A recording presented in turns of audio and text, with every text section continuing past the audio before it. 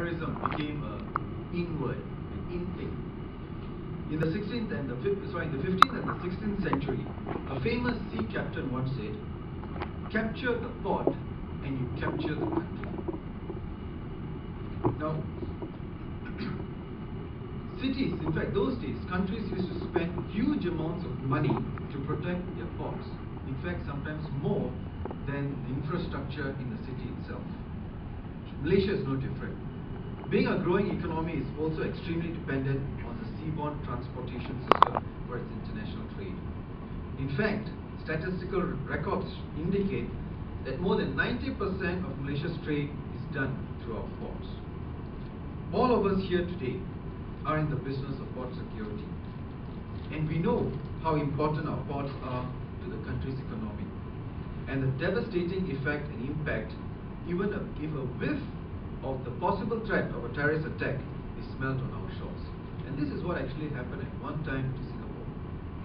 There was a slight rumor that they may decide to attack capital shipyard, and after that they were hit terribly. It was just a rumor. Ladies and gentlemen, managing and handling port security is often considered as a complex issue because of the large number of people involved in the port operations, ranging from port authorities, operators, the regulatory and inspection bodies of the government, workers, and many others. Unfortunately, it only has to take a small security breach to disrupt the whole system, causing huge damage to the country both physically and economically. I was reading this article on Fukushima, the reactor, the nuclear energy reactor, and they said in Germany there are currently 70 nuclear reactors. 7 of it has been shut down. And they said the old ones go on an analog system, so it is difficult to hack the system. The new ones are all computerized.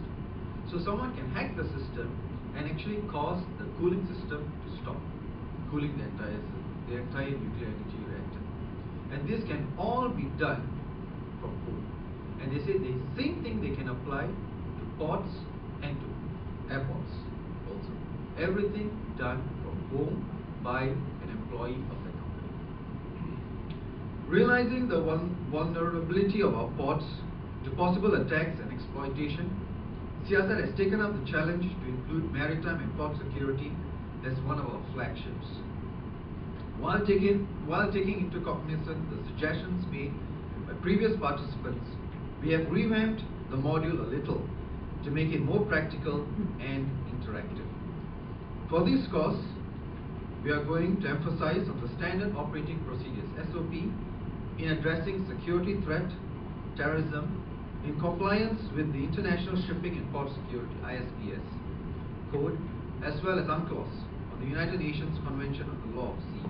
Now, these are suggestions that were made by your former colleagues who attended our courses earlier.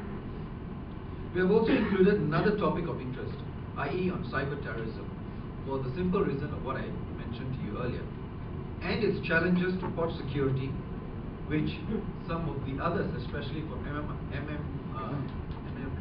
MMEA, had suggested. And we have also been able to secure some very good speakers who know the subject specifically. On cyber terrorism, we have actually invited someone from cyber security. So we were very specific this time. We didn't want to have general subjects. For the first time also, we will be taking you out of the classroom for a field visit to Westport and to Institute Latihan Pentadbiran dan Pengurusan Pengangkutan Laut at the Maritime Department in Pulau Indah, Port Klang. And Superintendent Tan and Colonel Nordin, they've already gone to recce the place, and they said it's really worth it. It was a good decision to actually have it there, visit them. During this visit, you will be briefed on port security related subjects, shown around their facilities, and have the opportunity to learn and share your experiences at your ports or agencies with them on the ground. I think this is what we hope to achieve for the course.